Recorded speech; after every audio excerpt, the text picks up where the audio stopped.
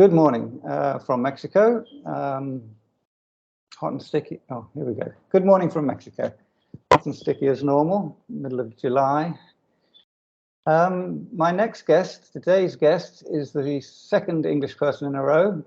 His name is Noble Red. He's the second Noble that we've interviewed. I'm going to come on to why he's called Noble. I presume it's a pseudonym.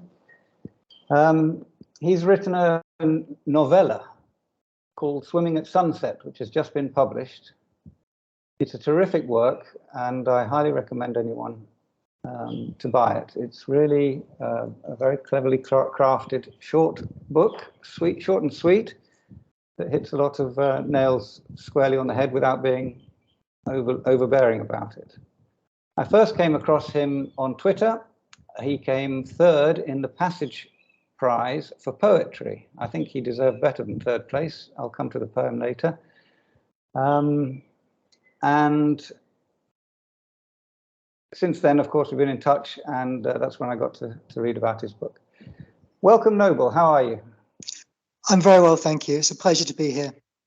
Great to have you on. Did you survive the massive 2-day heat wave that nearly killed millions in the UK last week?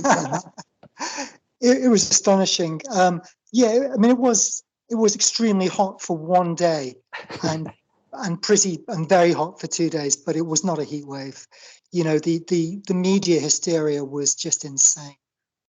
Yes, fortunately, I think people are getting used to it now. Some of people, anyway, I'm beginning to read through the lines.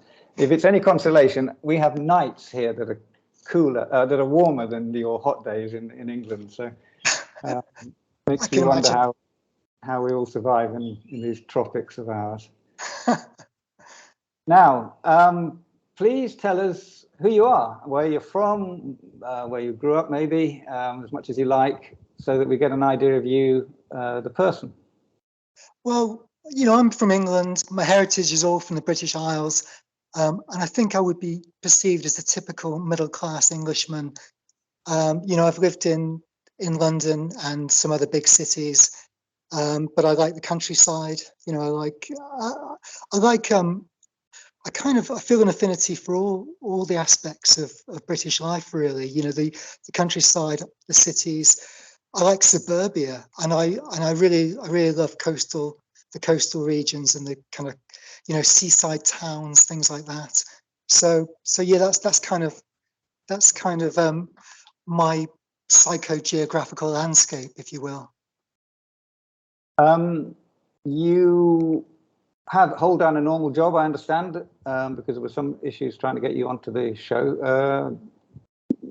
In that sense, you not retired or anything. You're just you almost might say a slice of British middle class life in human form. Yeah, I've kind of you know, like many of us, I guess, from my 20s into my 30s and beyond, I kind of found myself doing email jobs, you know, stuff in offices, stuff to do with the media, academia, that kind of thing. But for a while, I was doing kind of low-paid, more working class kind of stuff, some of which is reflected in the book. And now it's you know, it seems like I'm back doing email jobs. So I am sort of typical, you know, typical middle class sort of, you know, person who sits at a desk and works with his brain. But also I've done a bit of, you know, a bit of more manual stuff, and you know, kind of, it wasn't all expense accounts and you know, flights to Monte Carlo. So that sort of informs the book as well a bit. The fact that I took a bit of a diversion from my normal flight path. All right. And where on this flight path did you become red-pilled as such? Born into it, or you evolved, or it was a stunning revelation from one moment to the next, or how did it happen? You know, it's all of them, really. It's I think there's a line, I think it was Scott Fitzgerald said it, in one of his short stories about, it happened two ways, slowly, then quickly. There's been a growing kind of unease, and then a sudden realization. And then once you take the pill, you can't go back, really. You see everything in those terms from then on. But actually, I think the first thing was actually a kind of conspiracy website called the Vigilant Citizen, which analysed the use of occult imagery in music videos.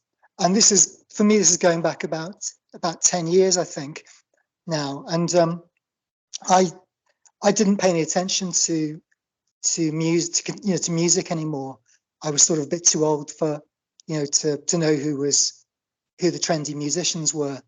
And I was just astonished when I read these analyses of music videos that there was so much kind of occult imagery and kind of hypersexualized imagery and, very strange, creepy stuff in these music videos.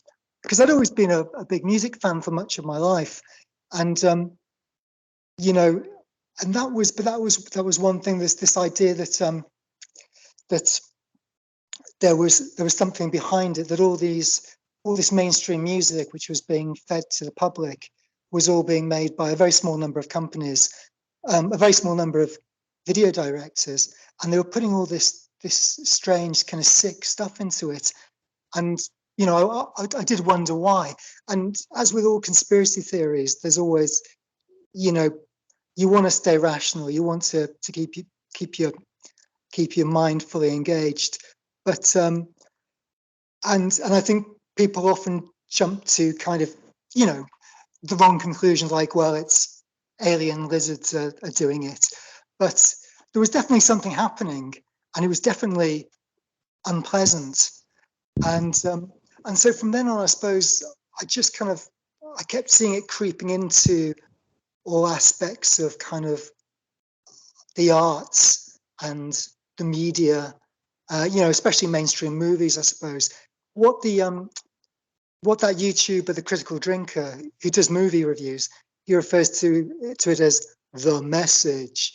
So you'll be watching a Marvel film, and suddenly you'll be bombarded with, political propaganda about, alphabet people or whatever. And so I suppose it just kind of, so it started with the Vigilant Citizen, and then it just led to, I suppose, a realization of how this kind of stuff was creeping through. It had jumped across the Atlantic, it had come to Britain, and it was sort of taking over all our institutions, really. So it seems like it began with popular culture. And I do think there was a sense that British popular culture got really colonized by the American stuff, kind of in the last 20 years. We always had a very distinct identity of our own before that. And it seems to have gone. We basically just, even British feminists were less crazy than American ones, and now it just seems we're just in lockstep with the Americans. We just repeat the script that they give to us. And that in itself is very unhealthy. I don't think any country, no matter how small, should subsume itself into a mass. But so I guess I'm rambling, but that was kind of what it was. I was quite happy just living my life fairly apolitical, and then one day you just see it everywhere, and you want to stop it. But also, I suppose the way this comes across in my book, the way the media tells us their narrative, but you just go into any warehouse and walk through any city centre, and you can see that it's not true. There's something else is happening, things that we're not allowed to talk about, things that will get you blackballed or even lose your job, or even prosecuted. It's very strange. And I hate to, it's become such a cliche, but George Orwell's 1984 is it's probably my favorite novel, and has been for many years. But the kind of the way in which you're not allowed to speak out loud and what's on your mind is quite frightening. Well, some people are, but not us. Indeed. So you're sort of building rage and frustration at all this, I imagine, eventually transformed itself into the desire to write something down on paper, whether a novella in the early days, I don't know, but that's what was the driving force then. It was a sort of sense, need to do something. Yes. I've always been a writer, and I've tried and failed several times to complete a novel. But with Swimming at Sunset, there was a sense that this was the one. And I was consistent and stayed focused and got it done. And I think that, I have to say it's kind of out of step with everything else I've written. What the book that I would have expected to write would be much more like your book, Richard. And, that's the kind of thing that I would reach for if I wanted an enjoyable read, But what came out was something that was more like a literary novella, and I like that in a way because it doesn't feel like me. When I read it, it feels like it came from somewhere else, and I was, I think that's yeah. I just like that in a way because it's like I'm reading something else written by someone I don't know. I think, although yeah, go on. Although in many ways it is all me. Yeah, I think that's you're touching on something quite important there. We are living in a world which we don't recognize or feel we belong to. And if you're going to be writing about that world, it makes perfect sense that some of the writing will come across as almost as a third person, the work of a third person, not ourselves. In order to make sense of the sort of chaos and insanity around us, you almost have to take yourself out of the picture to an extent in order to appreciate the full extent of it. Very interesting. Now, you chose the name Nobel Red. We had a Nobel Brown. I mean, I haven't done that many interviews, but to have two, I've never met any Nobels in my life. Now we've got Red and Brown. I didn't ask him where he got his name from. I don't know where it comes from. But what about you? What is that? It is a pseudonym, I presume. It is. I had to grab a pseudonym in a hurry, and for some reason, I remembered reading when I was a young man. I read two biographies that made a big impression on me. One was "No One Here Gets Out Alive" about Jim Morrison, and the other one was "Wired." I think it's something like "The Short Life and Fast Times of John Belushi." And John Belushi, the Blues Brothers, Animal House, very a little known fact about him is that he spent the last years of his life trying to get a film made in which he played a wine connoisseur. And the film was called Noble Rot. And I misremembered it. I misremembered it as Noble Red, I think because red wine. Although I think maybe rot is the German word for red, so maybe that was part of my confusion. So I just thought, but I think it's it feels like a wine reference anyway, like this is a noble red vintage from Bordeaux or something. Very good. Well, that sorts that one out at least. Now, the novel is called Swimming at Sunset. It has like you say, a sort of dreamy French film effect to an extent. There's sometimes not a lot of dialogue. You feel like you're floating along in an atmosphere that you recognize, an environment that you recognize, and yet you don't really recognize. It reminded me a little bit of two films I've seen set in the UK, sort of along the same lines. One's Get Carter, the famous one with Michael Caine, and also there's echoes of a film called Dead Man's Shoes, which I don't know if they played any part in the gestation of this. I'm going to read a couple of the sort of blurbs to give people a feel. An unnamed Englishman in an unnamed English city suffers a personal tragedy that leaves him devastated and alone in the world. Driving on impulse to a nearby coastal town, he feels himself born again in the icy waters of a marine lake and spends a long hot summer reforging himself into a man who is ready for anything. One evening at the lake, he sees an intensely charismatic young woman swimming at sunset, and their lives are inexorably drawn together. But shadows are gathering across the city, and haunted by the image of a missing teenager, he must face the darkness alone. Swimming at Sunset is the debut novella of British dissident author Noble Red, inspired by the self-publishing phenomenon that is delicious tacos. Yeah, there's quite a few, this is an interjection here, you mention Bronze Age pervert amongst others in the novel, which is a first and I think terrific development. Anyway, as well as the vitalist philosophy of Bronze Age pervert, he has penned a short, simple, direct, and yet powerfully emotional novella that is influenced by such classic works as L'Étranger by Albert Camus and The Sailor Who Fell from Grace with the Sea by Yukio Mishima, while also containing references to Orwell, Shakespeare, and the Iliad. It comes across as a very personal story. Is that the case? Can I just return to what you said about Get Carter? Yeah. Because that's one of my favorite films, like so many men of my generation. And it was actually on TV about 2 nights ago, and I caught the ending. And every time I see it, I discover new things in it. It's just so brilliantly filmed.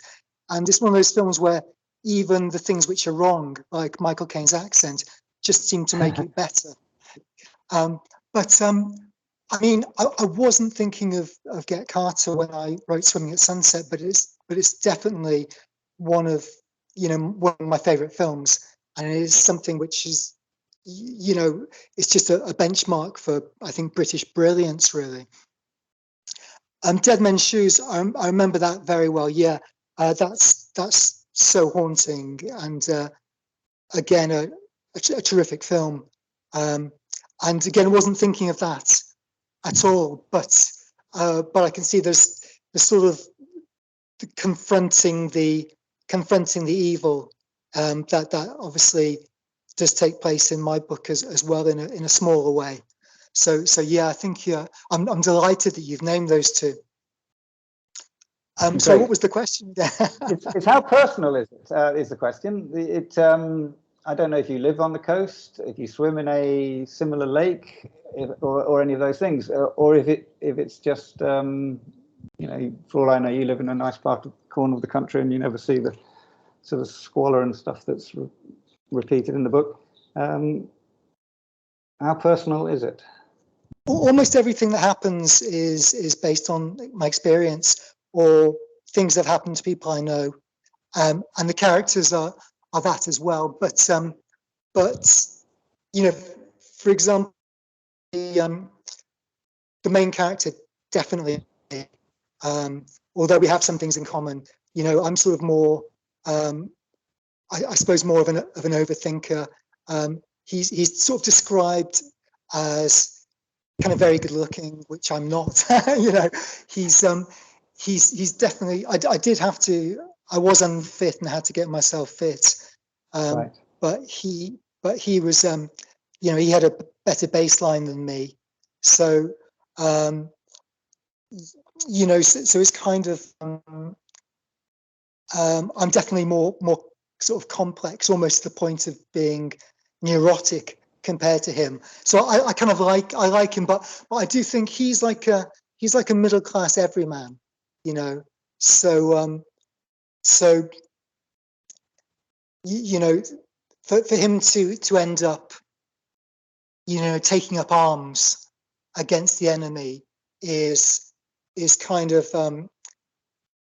is what's significant about it, I suppose, because these are the people who normally will avoid any kind of confrontation, and will just, muddle along, will just ignore what's happening for the sake of a quiet life. Yes, that is the drama, the central drama, really, of the whole story. And he's aided and abetted by some terrific characters who've come in and out of the film, the book, along the way. I'm not sure if I've got any reference to them from the excerpts I've extracted, but we will see. I could almost quote whole chapters from the book because the writing's so good and the way that you're depicting a modern Britain in decline is so perfect. But obviously I'm a bit limited to those, that to only a brief selection. One of them, we share, it turns out, a dismay at the way tattoos have taken over everyone's bodies these last few decades. And here's your take on the tattoo question. Your main character is sort of mulling life, and he says the proliferation of tattoos and piercings he found baffling. When he had been a student, there had been one girl in his class with a nose ring and an old-fashioned sailor tattoo on her arm, but she had been a mixed-race hipster from New York, so she was something of an exotic specimen to begin with. Today, almost all young women had tattoos. Some of them were covered in the and some of them were covered in the things. And the piercings were now so extreme, it was a circus of horrors, meet a comedy of errors. And seeing so much dyed hair in bright blues, pinks, and artificial reds reminded him of the fashions seen in his childhood. But today, while dyed hair seemed to be a statement of tribal allegiance, more than anything else, it seemed to be an indicator of an unbalanced mind. So terrific. And it goes on, that passage, but I'll leave it at that for now. Here's his good friend from long standing called Graham. And he's talking to the main character about, because the main character's now a widower, and he's thinking about getting back into the dating game. So you're thinking of getting back into the dating game, Graham asked as they started their second pint. Graham had always had an uncanny ability to read his thoughts. Well, you know what to avoid. 3 red flags: dyed hair, piercings, and tattoos, which tend to go hand in hand with the 4th red flag, left-wing politics, all of which adds up to the bane of society and the blight of modern womankind, borderline personality disorder. Terrific stuff. Can you give us more? Obviously, tattoos aren't the worst thing that we see these days, although they're pretty close. They run close second or third, but they're just a symptom, really, of the overall decline. Can you target specifically where you think we're going wrong from the big picture perspective? Why are women destroying their good looks, and why are we putting up with it even? Well, what Graham thinks, Graham is based on 3 people that I know, and so who actually are people with different political viewpoints. But what I wanted to show with him was an intelligent man who has a theory. It's not necessarily definitive. He's just putting it out there. Also, they've had a few pints, so it's of intelligent pub banter. It's not meant to be my final word on the subject, and the same is for all the kind of politicized rants that throughout the book. They're just what the character thinks at that moment. It's not meant to be an essay or a PhD, but yeah, it's with tattoos, it's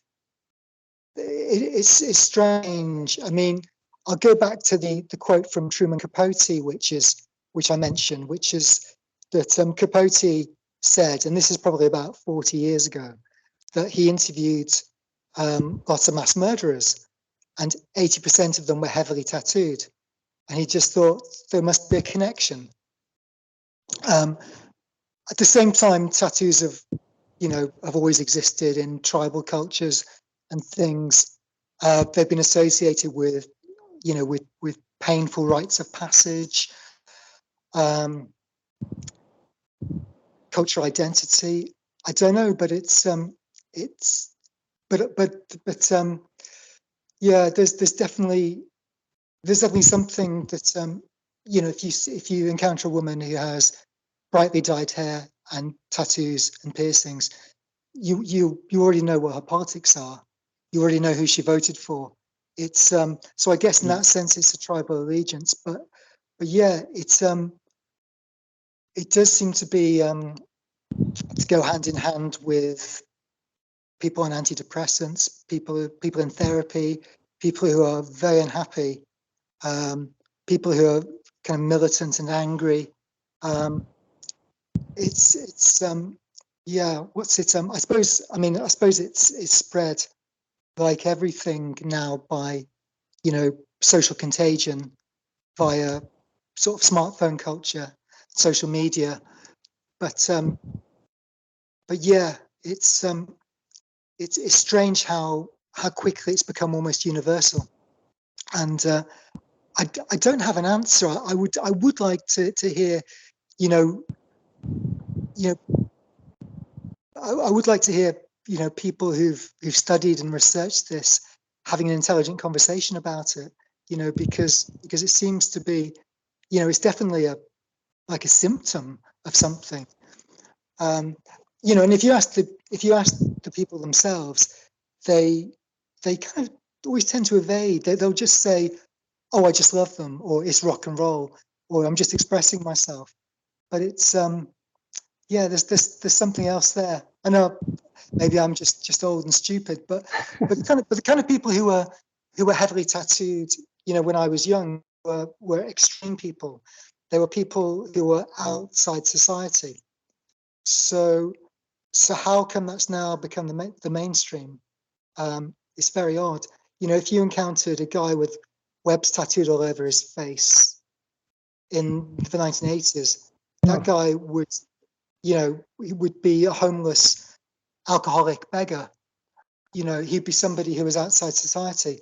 But now it's like, a TikTok influencer. It's strange. We're the ones now outside society. I think that's a very, you've hit the nail on the head again. The whole script has been flipped, and now it's a sort of we're the extreme. Well, that's what we are, aren't we? We're the extreme unacceptables, deplorables. Yes. Yeah. You say that the politicized rants in the book. I disagree. There's no rants whatsoever. It's a terrific, smooth read in that sense, and the politics just does seem to float through or ooze out of the text.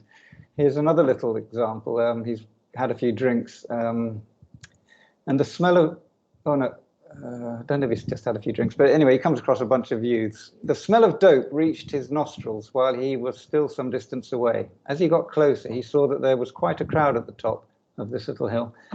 Student types, middle-class couples, hippies, although of the type that come with a financial safety net and a lifelong security blanket endowed by a good upbringing.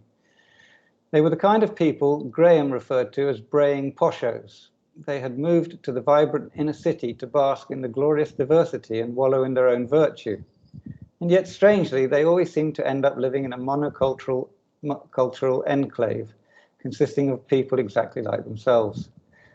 There were a few teenagers lolling around wearing the same grungy fashions of decades before, their bodies contorted into the same spine-crippling anti-postures.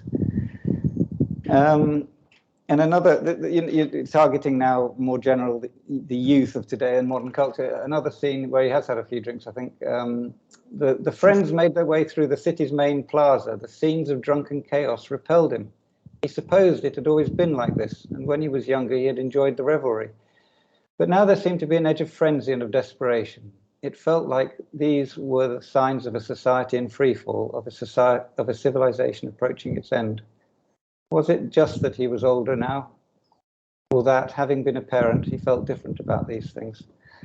So yes, as I say, I don't see any rant as such, just very incisive, astute insights into the way the world, especially Britain, is going.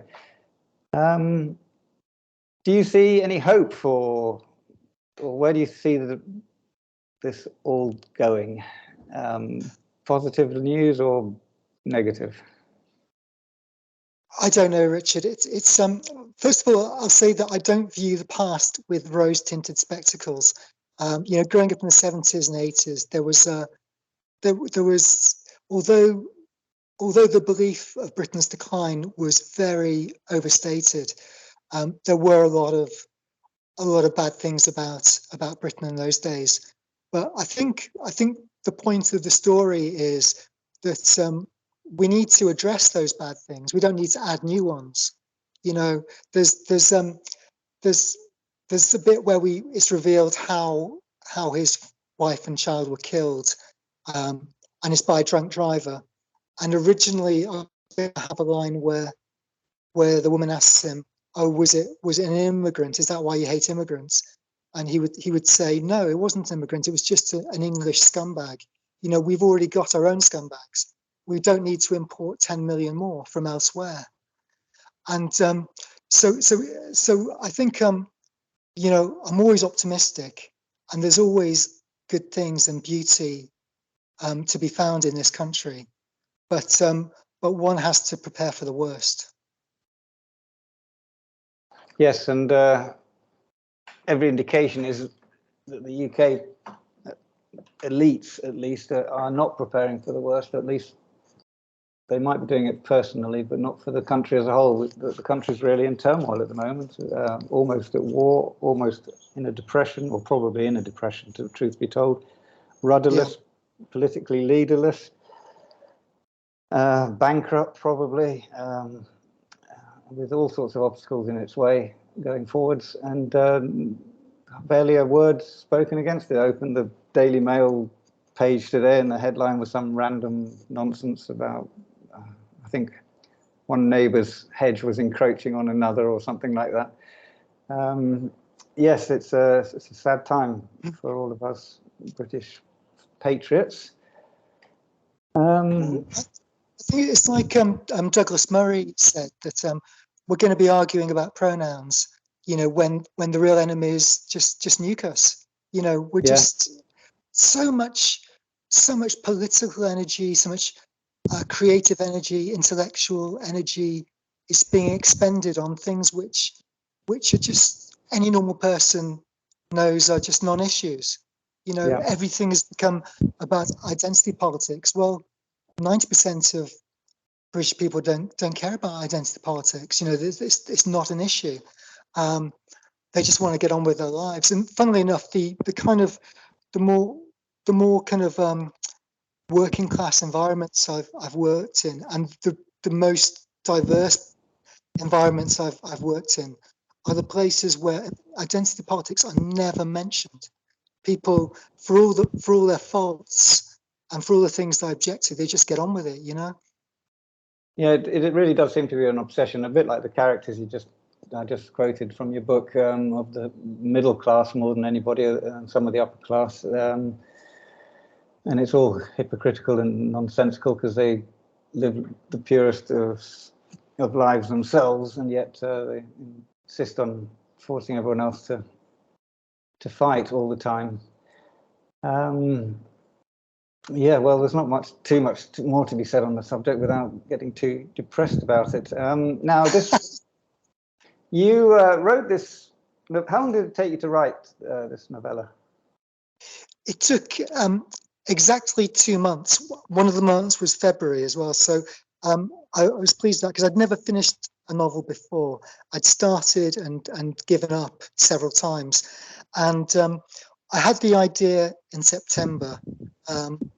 And I wrote out a 10-chapter outline, just about 200 or 300 words. And I had I was doing a kind of reading project, and I waited till I'd finished that at the end of the year. And then I got up early on January the 1st, and I wrote 500 words. And then I wrote maybe a page or a page and a half every day. Until on the last day of February, I think it was, I got to about page 105, and I just said, that's it, it's finished. You know, it's short, but I need to wrap this one up and you know, say that it's done. It's a novella, so it's not even a short novel, but it's that's a terrific achievement, and let any would-be writers out there take note, because you don't have to retire from normal life. You've done it. You say you get up early. That's what I used to do.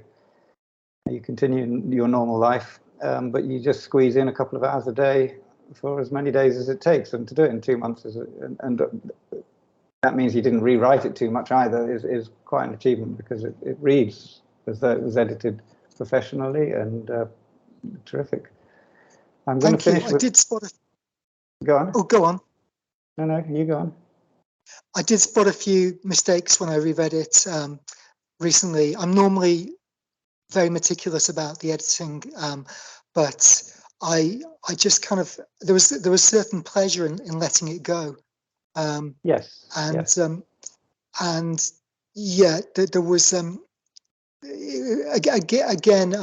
in the past I might have spent a whole day just working on one sentence, but there was something about the way it flowed, and the fact that it's almost written in note form. It's not too overthought. There's even some repetitions that a good editor would take out, but I just left it all in there and just kept going. It all came across very smooth to me. My last extract is that when he sees a lovely looking girl, and it's just a great passage, the sort of thing I would love to be able to write, to be honest. She looked up at him as he passed, and for those few short seconds of time, he beheld a vision of youthful feminine beauty. She had long pale gold hair, a high forehead, and large soulful eyes. She looked aristocratic yet innocent, like a maiden in a pre-Raphaelite painting, or like one of the Romanov princesses, the ones who were butchered by the Bolsheviks. Even wearing her nondescript work uniform, she appeared graceful and composed, and there was a stillness about her, with the merest hint of a smile upon her lips. She was like a poem in human form, the nearest thing to perfection he could imagine. Super writing, and there are many, many other passages like that. So anyone who likes this kind of thing, get on with it and buy the book.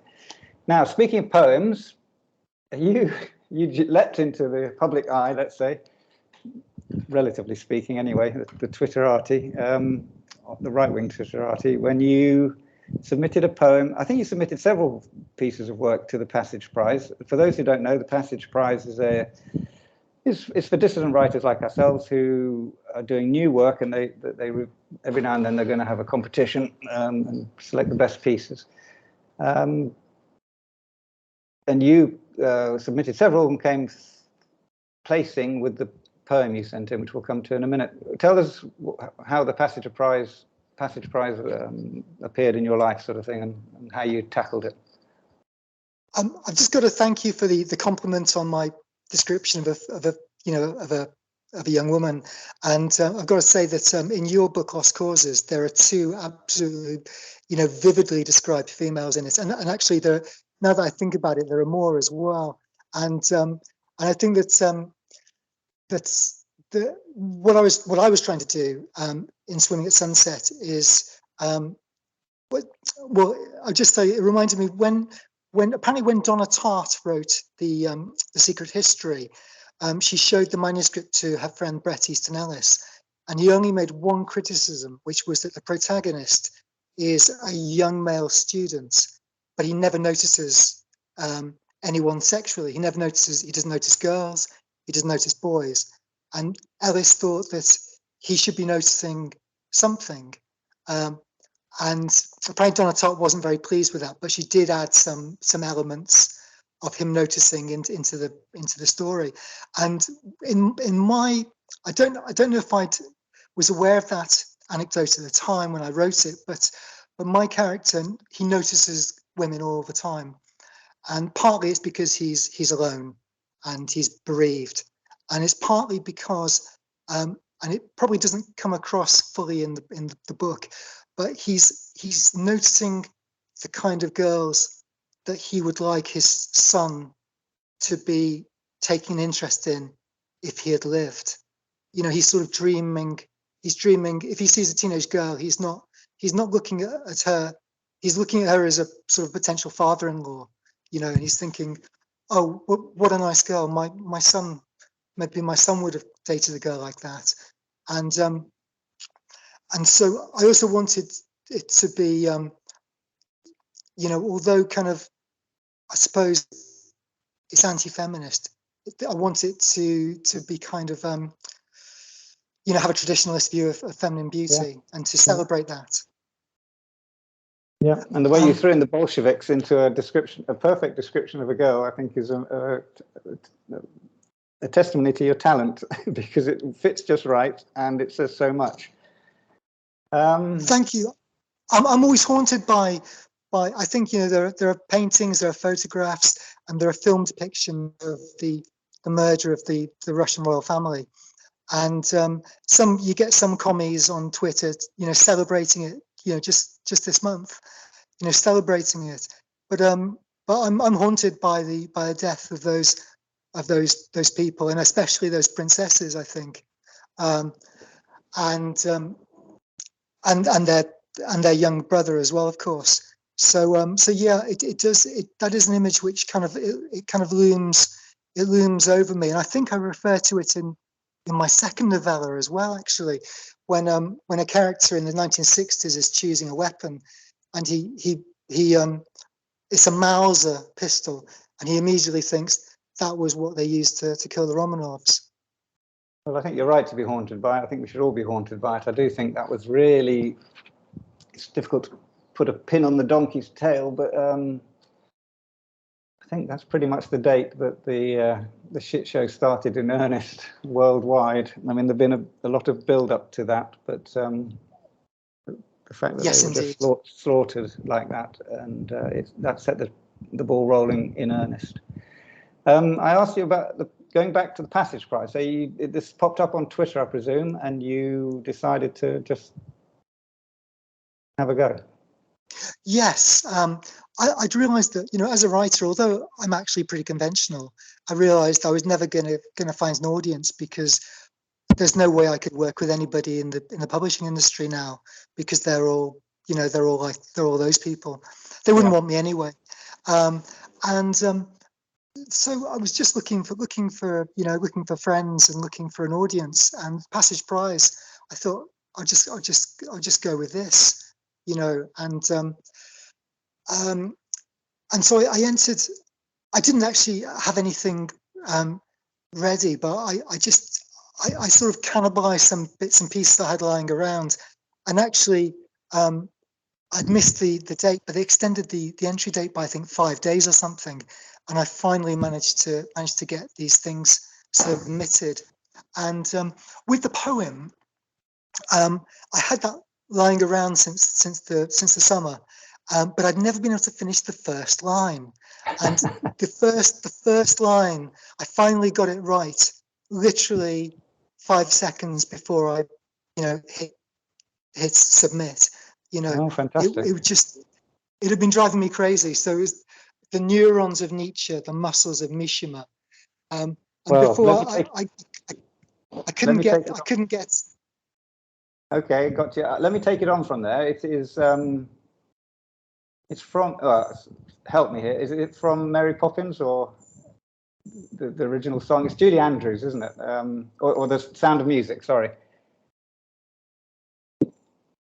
Are you there? Oh, I'm not with you there. What? Oh, sorry. Where's the original song from? Because it's set to a tune, isn't it? Set to a Julie Andrews tune. Oh, no, it's not. It was inspired by a song, but it was quite an obscure one. Oh well, I had in my brain. Maybe it just clicked in my brain that it's these are a few of my favourite things was the background to it. It fits perfectly, I think. And so I'll probably use that. I think you're probably right. Yeah, yeah. I didn't know that, but it doesn't surprise me, because it is a list. You know, it's a list poem in the way that is a list song. Okay, well, I'm going to use that as my backbeat, if you like. It's called Men Only Want, and this is what earned you 3rd place in the Passage Prize for poetry. So basically, it's a list of what men only want, and it's absolutely brilliant, because it's not that long, but it seems to include just about everything. The neurons of Nietzsche, the muscles of Mishima, a full-scale reproduction of Christ the Redeemer, a basin to wash in, ideally with taps, an illustrated guide to the Bronze Age collapse, a house in the country, an ancestral home, a weekend in Paris, a fortnight in Rome, a hike up a mountain with amiable porters, a garden overflowing with our sons and our daughters, Gothic architecture, but nothing too solemn, Doric, Ionic, and Corinthian columns. The kind of inspiration that comes from above, the kind of girl who comes from Russia with love. Rhetorical questions, philosophical debates, the right of free assembly and to lift heavy weights. An honourable cause, an improbable mission. The Complete Works of Shakespeare, Johnson edition. Breakfast at midnight, cocktails at noon, a cruise on the Baltic, a walk on the moon, 299 Spartans to lead, a lotus elan and something decent to read, boots on your feet and a watch on your wrist, delving into Plato and getting the gist. Finding out about the Albigensian heresy, inviting the stage at a concert by Morrissey, the play of the light on a favorite street, a glass of red wine and a plate of red meat, family, friends, tribe, city and nation, a place in the sun, Western civilization, and the laughter of children, a solar eclipse, the aroma of coffee, a kiss on the lips, the superlative other for placing your trust in. Men only want one thing, and it's disgusting. And there we are. Clap, clap. The only I'll tell you what, Richard, my stuff sounds a lot better when you read it. I think we need to get Julie Andrews out of retirement. I think she'd do. Absolutely, yeah, I can hear that now. Yeah. The only reference I didn't get, I think, is Albigensian heresy being what? It's it was a kind of I think it was one of those those events in the one of those ruptures in the history of the Christian Church. Okay. When now I might be getting mixed up, but it's one of those things that I enjoyed. The reason it stuck in my mind was because many years ago I was reading the Joe Orton diaries, and Joe Orton and his lover Kenneth Halliwell, who were famously played in a film by Gary Oldman and Alfred Molina, they were discussing the Albigensian heresy, and so something which and records by Al Bowley. It's funny how something sticks in your mind, and then years later the internet is invented and you look it up. So it's one of those ruptures in the church. I think I might. I kind of. Typically, I've gone blank now, but I sort of relate it to the Cathars of medieval France, who were, I think, exterminated by the kind of the church authorities. Correct. And it's just one of those things that I'm quite interested in. It works. You don't have to know what it is, because it shows that we men are curious. We like to get to the bottom of things. We may not become world experts or authorities on it, but we don't like to have these little gaps in our knowledge, especially those of us on this side of the fence. And you got your third place. The other two, you did send 2 other pieces, did you say? Yeah, I admitted a bit of literary non-fiction, just kind of memoir, and the other thing was an extract, a 12-page extract from an unfinished novel, which has actually been picked up by a guy who is doing an anthology of Passage Prize rejects. So hopefully that will be coming out. That will be available soon. But I was quite pleased with how that turned out, because I had time to give that a bit of an edit for the rejects anthology, and it's really inspired me to go back and finish that novel. Now it's set in the music business, kind of criminal underbelly of a northern city. It's a bit actually, that one really is more like Get Carter. Get Carter. It's that thing that, there's only 2 stories. A man goes on a journey, a stranger comes to town, and sometimes you put them both in the same story. Yeah. And is that that's the next book you're working on at the moment? I've nearly finished a second novella, but I haven't. I got distracted by this new work I'm doing, but I was literally on the last few pages of another short one, and it's set in the 1960s, and it's like a homage to 1960s paperback spy fiction, and also the other kind of literature and popular culture of the time. And it's about a kind of an American CIA man who finds himself on the run after the Kennedy assassination, and he holds up in London, and he hasn't been there since the war, and he finds it, the way that London is changing in the 1960s, he finds it kind of fascinating and stimulating, and he falls in he falls in with people like the Cray twins and sort of French, kind of French dissidents and all kinds of people, and kind of mods, rockers, and but eventually the people that he's on the run from come for him. Well, you're very prolific. I mean, that's 3 substantial works in a year so far, and we're only in July. So the good news is we can expect a lot more out of you yet. At this rate, there'll be a library full of Nobel read books by the end of your writing career. Thanks so much. I mean, the one that's set in London is about I've got to about, I think, 85 pages. So it's just passed from being a novelette into being a novella. But the other one, I've written about 40 pages of it, but that was done 5 years ago. And Okay. so it's going to be interesting to see if returning to it, I can pick it up, you know, and you know, carry on in the same style. But it definitely feels like there's some good things. I actually I think that there's partly a case of going back to the drawing board, but there's enough good stuff there to save it and to keep going. I'm sure there is, and I encourage you to do so. We need many more works like this, not just from you, but from anyone listening or anyone out there that has this inclination. It's been a very rewarding experience reading your book, and I'm delighted to have been able to discuss it with you. I have no doubt we'll have you back at this rate, hopefully before too long, and we'll be discussing the next one, Noble. Thank you very much for coming on the show. Thanks so much, Richard. Great pleasure.